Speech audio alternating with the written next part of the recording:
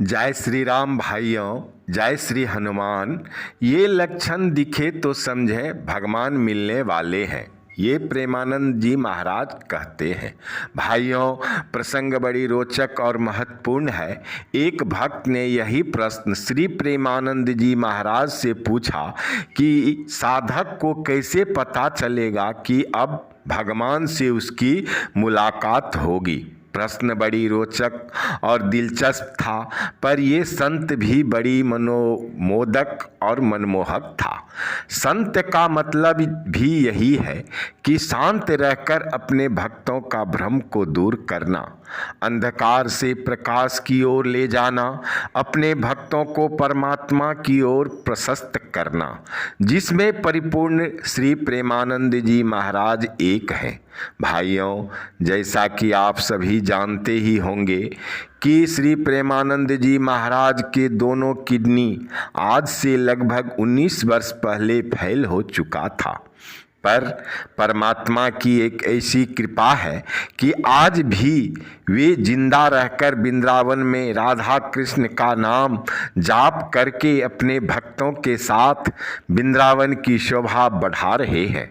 श्री राधा कृष्ण की असीम कृपा से आज जो भी सत्य वचन पे श्री प्रेमानंद जी महाराज के मुखाबिंद से सुन पाते हैं, वह एक परम पिता परमेश्वर की असीम कृपा है हम लोगों के ऊपर कि ऐसे संत भाग्य से मिलते हैं।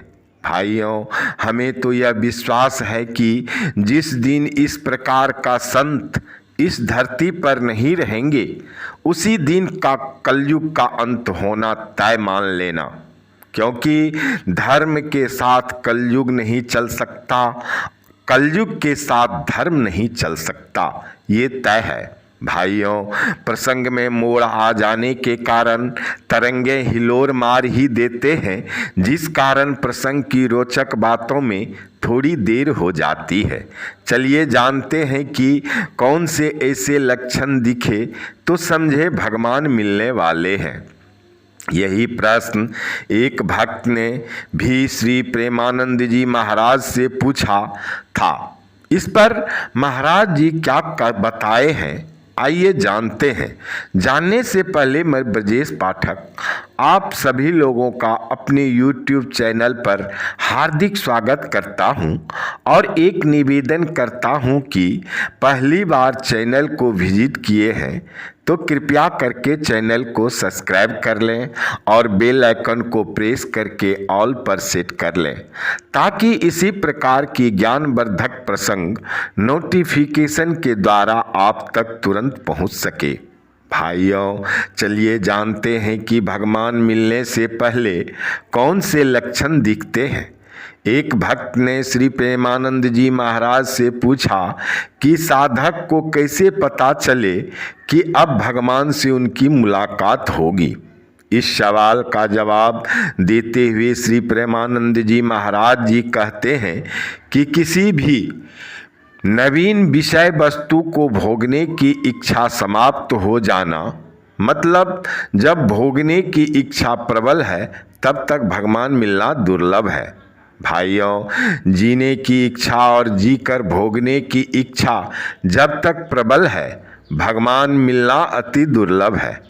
उत्तर श्री प्रेमानंद जी महाराज का सुनने में तो बड़ी सरल लगा होगा, पर इस उत्तर की गहराई में यदि गोता लगाता हूँ तो बड़ी ही दुर्लभ लग रहा है कि संसारिक मनुष्य तो नवीन नवीन भोग की चाह में भटक रहा है। 99.99% मानव तो अभी धरती पर ऐसे ही हैं जो भोग विलास के पीछे भागते फिर रहे हैं। श्री प्रेमानंद जी महाराज आगे कहते हैं कि मान में हर्ष न हो, अपमान में शोक न हो, लगातार मन प्रभु के चिंतन में डूबने लगे।